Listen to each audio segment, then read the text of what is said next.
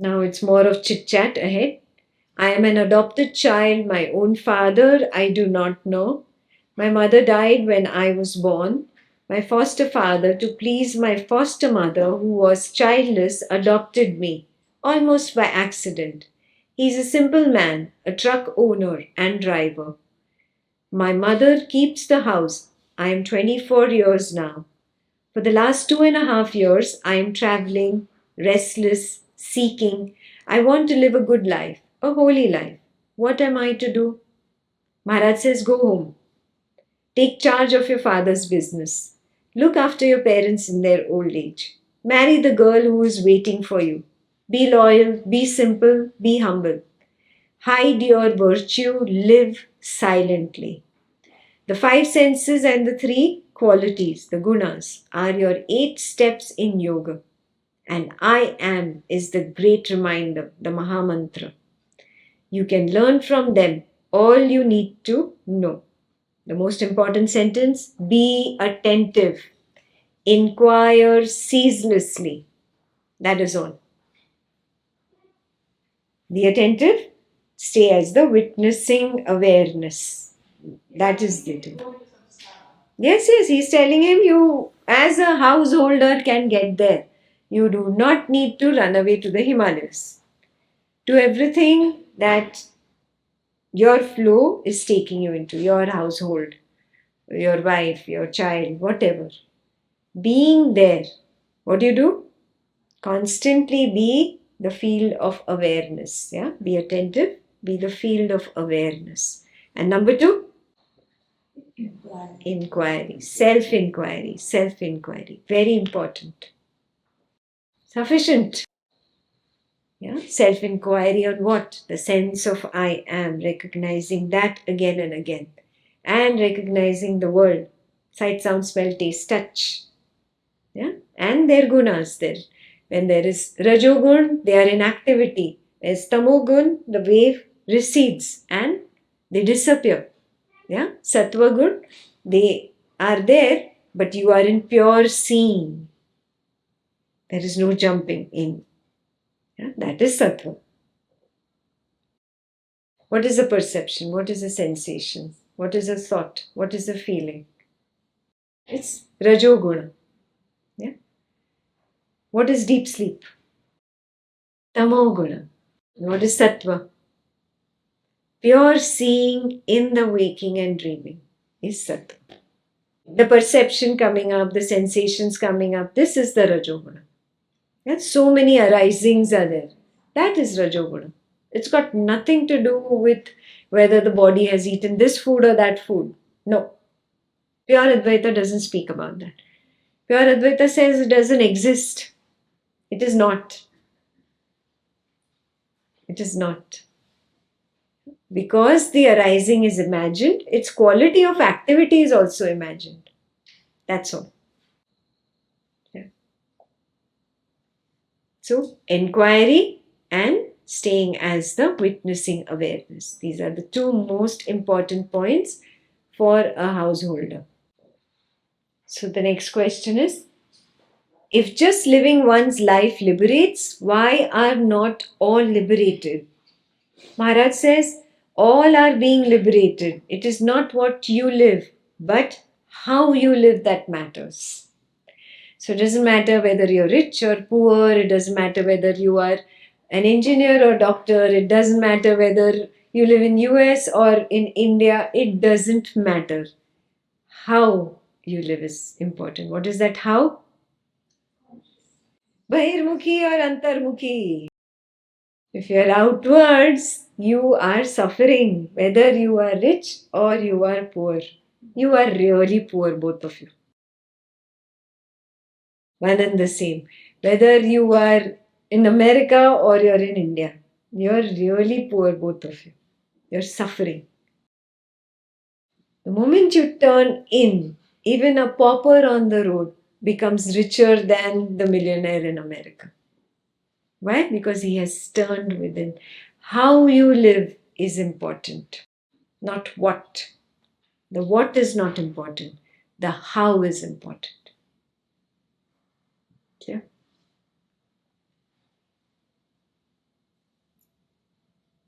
The idea of enlightenment is of utmost importance.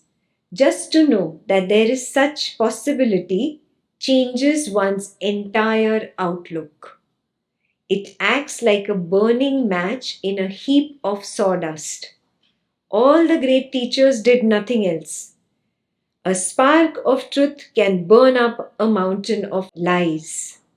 The opposite is also true. The sun of truth remains hidden behind the cloud of self identification with the body.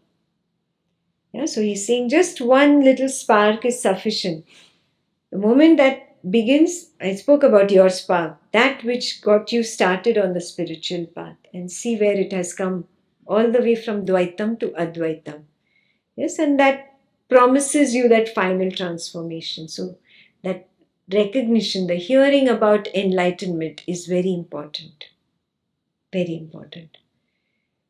That spark of truth can burn a mountain of lies, and that's all that truth tellers do. My job is only to tell you the truth.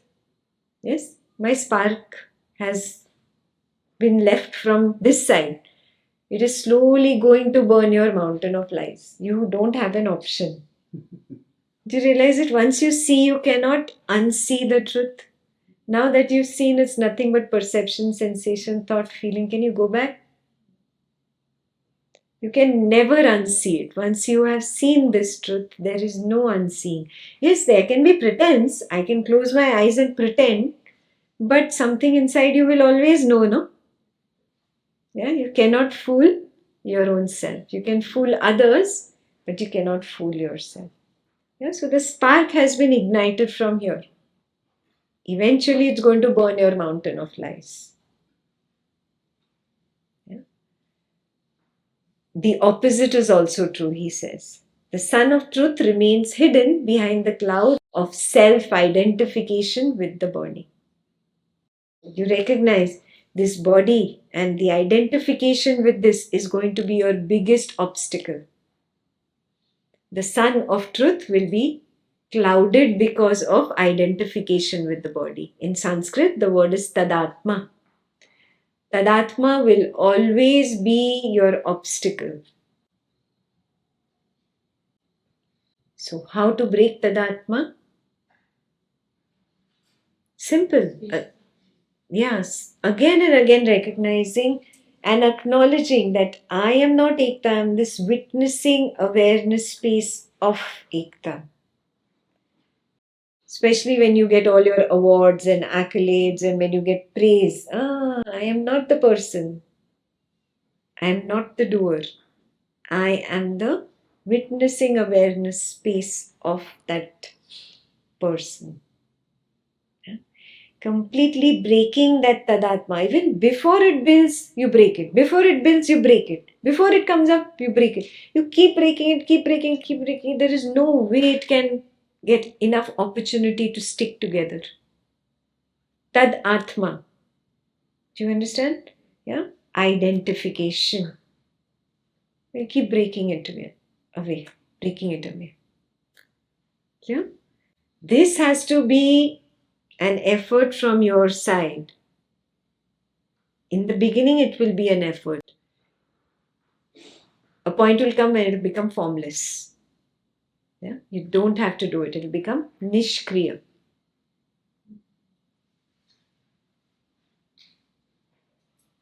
Clear so far? Questioner. This spreading the good news of enlightenment seems very important. Maharaj says the very hearing of it is a promise of enlightenment. The very meeting a guru is the assurance of liberation. Perfection is life-giving and creative. Yeah, this is perfection. Recognizing I am consciousness is perfection because then everything is me. All is me. There is no you. There is no other. It's perfect in itself. Imperfection comes from two. Do you realize this? Duality creates imperfection.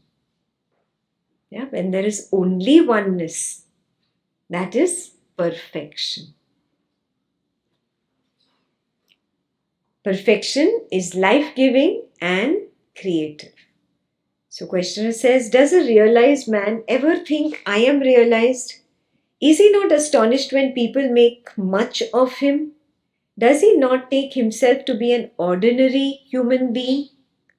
Maharaj says, neither ordinary nor extraordinary. This is very important, highlight it. Just being aware and affectionate. And how? Intensely affectionate and intensely aware. That is the quality. Intensely affectionate and intensely aware. It's a part of it. You cannot not be affectionate when everything is me only. There is no question of the other. Can one hand hate the other hand? It's one and the same, like that. There is no question of hatred. There is only that recognition of oneness, that love. Yeah. So recognition, this is all me. Me, not mine. Me. Yeah. That brings up that intense affection.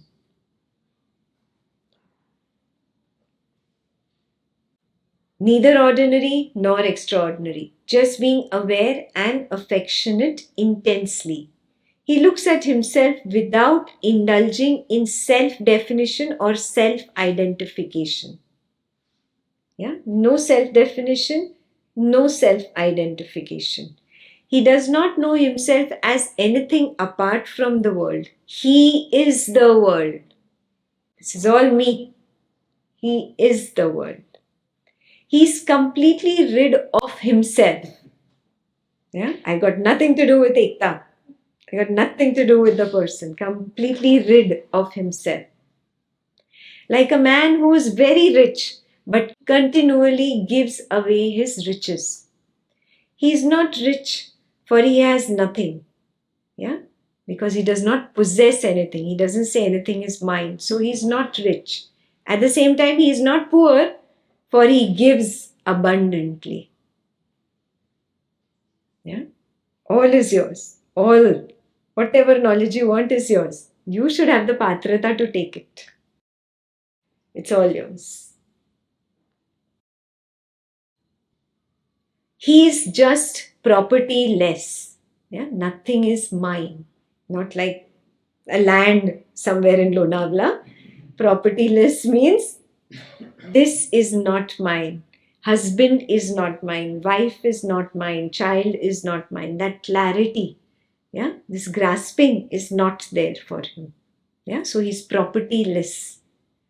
Money is not mine. Knowledge is not mine. When this body only is not mine and its world is not mine, nothing is mine. That way, propertyless. Clear? Similarly, the realized man is egoless. He has lost the capacity of identifying himself with anything. He is without location, placeless, beyond space and time, beyond the world, beyond words and thoughts is he. Clear? No place, no location where he identifies I am. He's not limited. He's simply that infinite awareness. Does not hold on to an identification, does not hold on to a property, does not hold on to anything as mine. Clear? Questioner. Well, it is deep mystery to me. I am a simple man. So Maharaj says, it is you who are deep, complex, mysterious, hard to understand. I am simplicity itself compared to you. It is, no, it is so simple. Yes, the baby was. No mindness, no I-ness, no conflict between I and you. Yeah, this is simplicity. What? You are the complex person and you're telling me I am complex. Yeah. You are complicated. You have conflicts. You are in duality. You are stuck between I and you. You get lost in conditioning. Yeah, mine. You say mine. Yeah. So who's deep and complex? You. Clear? I am simplicity itself compared to you. I am what is, without any distraction whatsoever into inner and outer, mine and yours, good and bad. He makes no distinction, without any distinction. Yeah, there are no labels. This is good, this is bad, this is mine, this is yours, this is you, this is I. He does not get into that.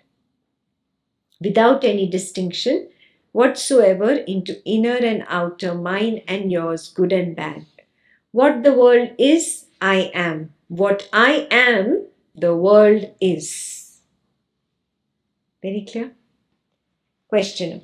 How does it happen that each man creates his own world? Maharaj says when a number of people are asleep, each dreams his own dream. Only on awakening, the question of many different dreams arises and dissolves when they are all seen as dreams, something imagined. Yeah, basically, what happened to you today? When you started seeing everything as an arising and nothing but one arising at a time, and you recognize, oh, there is just the now, and the whole story of the Vyakti, of the person, is nothing but a dream. Then you question it. How did I even think that I am that Vyakti, that continuous dream? That is an imagination. The moment it is seen as an imagination, it collapses. Clear? Questioner says, even dreams have a foundation. Maharaj says, in memory. Even then, what is remembered is but another dream. The memory of the false cannot but give rise to the false. Please highlight. The memory of false cannot but give rise to the false. I was born here, I went to this school, then this happened, then that happened, then that happened, and that whole Vyakti that you have created is memory, habit. It's only false. And whatever it gives rise to is false. So wake up and recognize the Vyakti is false. Obviously, whatever it's going to give rise to is going to be false. What is false is its tent. You just remember facts. You forget opinions. So questioner says, what is a fact? Most important point. What is perceived in pure awareness, unaffected by desire and fear, is fact. Whatever is perceived, whatever you perceive today, arisings one after the other, whatever is perceived in pure awareness, when you were in that space of awareness, in pure awareness, that is a fact. That's not an opinion, that is a fact. Yeah? It cannot be conditioning because it is what you saw in pure awareness. Pure awareness, pure awareness. Clear? So, not coming from desire and fear. Yeah? Could it come from desire and fear? Pure seeing of one perception after another, one sensation, one thought, one feeling? No. Yeah? So it was unaffected by desire and fear, hence it was not conditioning. Yeah? That is a fact. So be with the facts. Clear? That completes the chapter.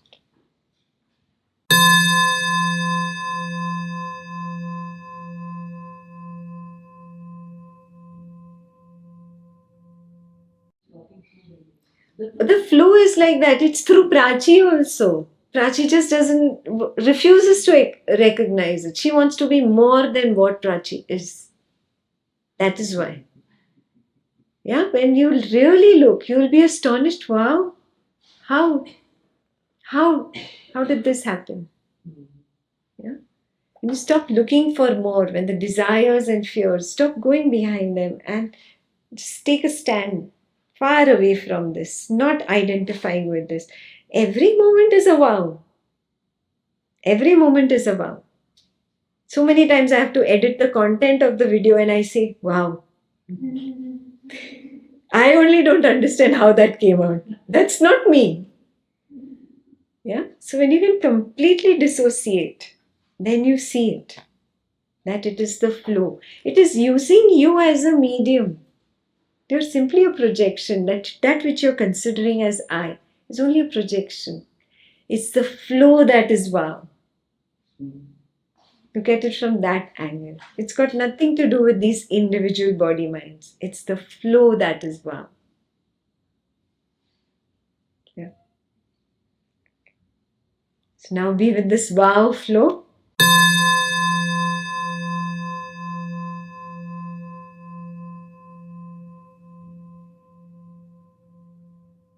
You actually see it. You see that the body mind does something and you claim the ownership of that action in retrospect. It was not in my hands. It is not. The flow decides. The flow beats you from every side, from up, down, above, and pushes you into one direction. Your ego is so strong, it just wants to claim ownership of it. Your flow brought you here. It was not in your hands. Given a choice, I do not want to teach. I never wanted to. I was forced on this seat at the age of 17. I didn't understand what is it. No, you just open your mouth and speak. That's all it was. So you have to recognize this. No, I am not the doer. It is happening. You will start recognizing, yes, I didn't choose this. This career came my way. I didn't choose this. This job came my way. I didn't choose this. This relationship came my way. I didn't have an option but this. Then you are being with the reality of your life. Then you are seeing reality as it is. You did not choose any of it. My attraction was to the spiritual knowledge, not to teaching, to learning it. That's it. That's all I wanted to stop at. Yeah, no, but I was pushed like that. You are being pushed by the flow. You do not want to do what you are doing. It is happening. Then the ego claims false ownership and says, yeah, I'm doing it. If it is good, huh? If it is not good, it says, no, I am not doing it. Others are forcing me. Bad luck, what? Destiny, kismat, what words you use? Karma, your favorite word. Hai na? The only wiggle room that you have is consciousness. To look within, to look without. To look within, to look without. That is the only free will, nothing else. You have no other free will. You're stuck in the story. Yeah? The story is going on. The movie has started. You're the only one sitting in the theater. It's up to you to get completely consumed in the story and cry with the hero and laugh with the heroine and dance with them around the bushes, or to sit here and not get involved in any of the sukha dukkha and simply watch it like a movie. That is the only free will the person who's in the hall has. Do you understand that? You can watch it and cry, and you can sit here, not cry, and still watch the same thing. You see that? So you have only that little free will to see or not to see. That's it. Nothing else. You cannot change the story of the body-mind person. Can you exit the theater? That is not in your hands. You asked for it. You better go through it now. That's what he said, no? The strong karmas, the strong impressions, when he brought up the karma topic, the strong impressions, those impressions you will have to go through until the fruit is fulfilled. And simply be the witnessing awareness. It got nothing to do with this body. None of my business. Then life becomes very simple. Then you are actually living. Otherwise, you'll continue to live as this person crying, weeping, and still wanting to get out of the suffering. Very beautifully, it's described in Yoga Vashishta. I did it a few years ago, where there's this madman, he beats himself up, he cries, he howls, then he runs to the village and he's saying, that man is beating me, please help me. And then he only goes back to the jungle again. Again, he beats himself up. Again, he starts running to the village and he shouts, the man is beating me, man is beating me. That's what you're doing. You are suffering. You are causing yourself suffering. Yeah, till the time you don't learn the lesson that putting my hand into the relationship is burning, putting my hand into name and fame is burning, putting my hand into that money, the lobha, greed is burning. Till the time you don't understand this, you will keep doing, you'll keep putting your hand out there. One day you'll be fed up. One day you'll realize, no, there has to be something more. And then the inward turning will happen. The less amount of conditioning, the easier it is to get established as the witness. You have a little more conditioning, little more effort is required. Yeah? So have the patience with yourself, be kind to yourself. Because this is not important for me. This is only one arising at a time. Yeah, I've got such a big wealth. This arising is nothing, it's petty. It will take me away from my wealth. So I cannot give this up. It's too precious.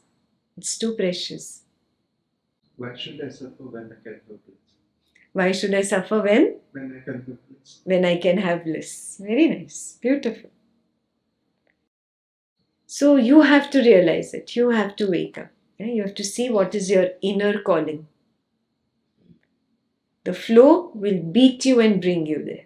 Just go. Just go with the flow. It's anyway taking you.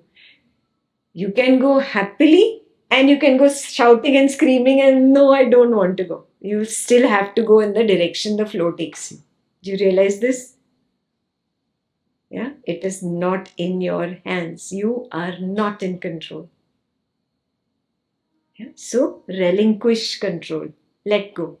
Give it up. Just be happy with whatever the flow takes me. I am with it. Teri raza mein razi. Yeah? I am in agreement with whatever is your will. Yeah? The flow's will again. There is no God up there in the heaven. Okay.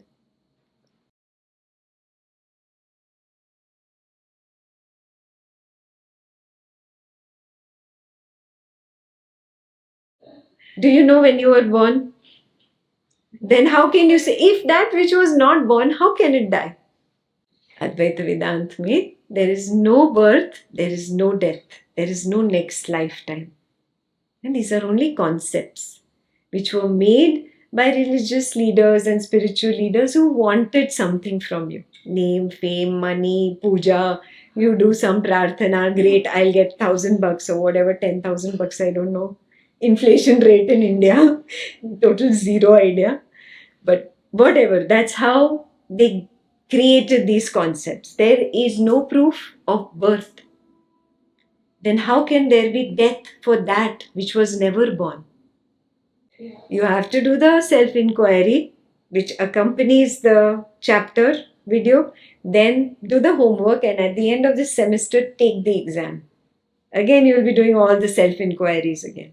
Finally you will start seeing at home. You don't need ekta. Take this only as an inspiration and start walking on your own. Yeah, I am there. It's not that I'm not there, but I want you to be spiritually independent because I know you can be. If I can be, you can be. Yeah, so become spiritually independent. You need something, I'm there. You have a question, I'm there. You fall down, you slip a little, I'm there. Don't worry. Yeah, but attempt to walk on your own. Can I do my own self-inquiry? She already has 100 videos out there. Can I just put on that video pertaining to this chapter, whichever chapter you're on, and see it? The direct seeing is important. Yeah? Yes, committed? Start walking. You will see there is no birth, no proof of birth. I don't celebrate that birthday. Somebody sends me a wish, I send them back. I have no proof I was born. Do you? I have no proof I was born. Yeah, somebody else, I said, I was never born. Who are you wishing? People stop wishing me only. Yeah. So recognize these truths. You were never born. There is no question of death for that which was never born. Wake up to this truth. Start making it very clear. Every reflection in your life will turn around. Everything will become like you. Abandon it. It doesn't exist. Doesn't exist. Yeah, Maharaj has also very clearly said, there is no birth, there is no death. Yeah, there's a whole chapter on it. That which is never born cannot die. Yeah. So see that you read these very seriously and do the self-inquiry. Clear?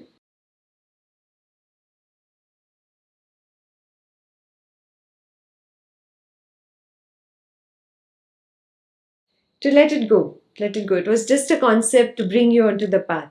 Watch my old karma and reincarnation videos. There's nobody out there convincing you as much as I can convince you about karma and reincarnation. And in today's session, I'm talking exact opposite of that. So where convincing is concerned, I can do it. No point. But yeah, that is for the beginner to bring him to the path. Bhogi. How to get the bhogi onto the path of yoga. Karma, reincarnation, rebirth. Very nice, tempting apple. Come on, walk behind me. They at least come to the path. When they start walking and they come up, now I tell them that was all lies. Drop it. Let it go. Yeah, that was only so that you at least start turning in. Now you turn in, now find the truth. Yeah, like you climb a ladder, you take steps up, you have to let go of the previous step, no? You can't hold on to that step. That's why I'm saying let go of the idea of karma, karma phalam, birth, death. Let it go. Only direct seeing. We are at PhD level. Are you a patra for PhD? Or are you going to be a dropout? It has to be power. Yes? Yeah. Otherwise, there's no point. Otherwise, there's no point. Yeah? Then only you can continue.